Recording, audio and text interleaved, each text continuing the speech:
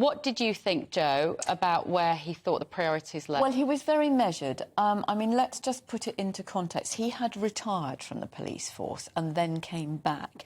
He was, some years ago, the head of counter-terrorism. He's had quite a distinguished career in the police.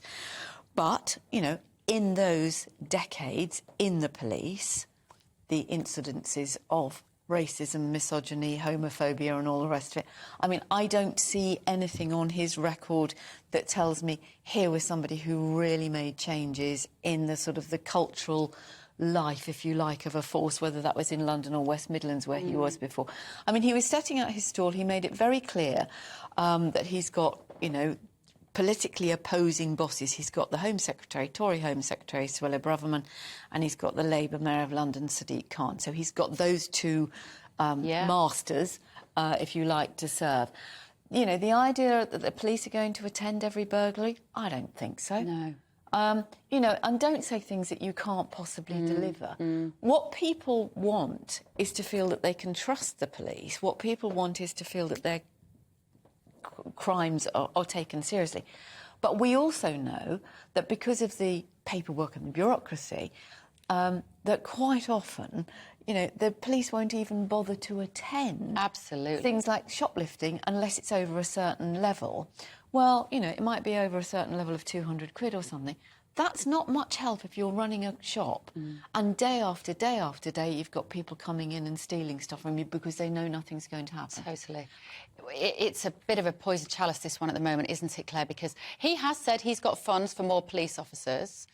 It's a tough job. And interestingly, we've mentioned about the fact that he did mention about rooting out sexism and racism from the force. It's very interesting seeing how the different publications have reported this today. Certain newspapers have gone with different headlines from what he said. He has this reputation of being tougher than he looks, somebody said about him. I'm not quite sure what they mean by that. But he certainly didn't come out swinging today, did he? It came out quite carefully. And, of course, he mentions these issues, which a lot of people will say, well, I'm all right with... I'm not saying I'm all right with my police service being racist and sexist. That's not what people are thinking at all. But they're saying, can we just have the priorities more firmly at the door of solving crime and putting away the baddies so that the police don't have to worry too much about this sort of thing? Well, it's interesting. So the Academy of Ideas runs a big festival called the Bash of Ideas Festival, which GBNews are indeed involved in. And so some of the sessions, and Jo is speaking, and so on and so forth. But anyway, we've got a strand of debates on institutional meltdown, and the police session at that is one which I've noticed a lot of people saying, I really want to go to that. And it just indicates that this idea that the police are not doing their job of policing is quite widespread. And the idea, which I think that actually was quite carefully tackled, which was that the police are politicised. We've only had this example of Sussex police threatening to, you know, saying that someone misgendering a child, a convicted child rapist, was a hate crime. That only just came out the last 2 days. You know, people roll their eyes but actually are in despair because they feel that they can't get a satisfaction. But if I can just say a little, I think that one of the things that happened was I actually, when I was teaching in further education, I actually taught on a police course, and I've actually gave a lecture to police officers a few years ago, and I noticed something. Half of them were, you know, had gone on these police courses, and they'd embraced this new, you know, anti-racist, you know, pro-women agenda, but it was kind of real kind of crass-ism stuff, you know, and I hate the word woke, but it really was kind of verging in that. Yeah. And the other half of the police officers were resentful and saying, what the hell has happened?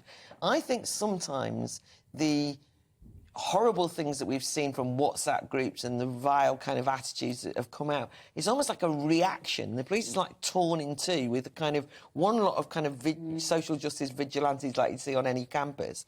Another lot of police officers going, oh, for God's sake, and reacting and behaving badly. This is not good, of course. No, it's awful. It's divisive. I just worry that that maybe emphasising that your priority will be rooting out racism and misogyny won't play on, even though it was said, well, we're not going to go down the politicising road, It effectively does end up. It makes everyone nervous. Oh, God, it's going to be the cancel culture. Going to go around policing people's ideas in the police force. Yeah, so Sarah Everard, raped and murdered by a serving police officer who was known as the rapist amongst his colleagues, who was reported but not investigated for indecent exposure 3 times.